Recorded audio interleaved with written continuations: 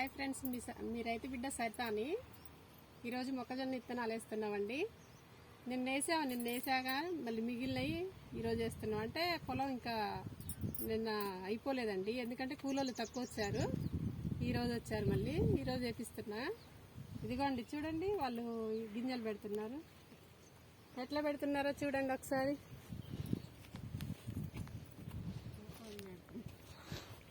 జానెడ్కి ఒకటి పెడుతున్నారండి.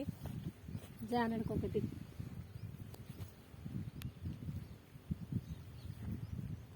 ఫ్రెండ్స్, మన విత్తనాలు వచ్చేసి వసుదా విత్తనాలండి. ఇవి కంకులు కిందికి వేస్తాయి, చెట్టు కూడా చిన్నగా ఉంటుందండి.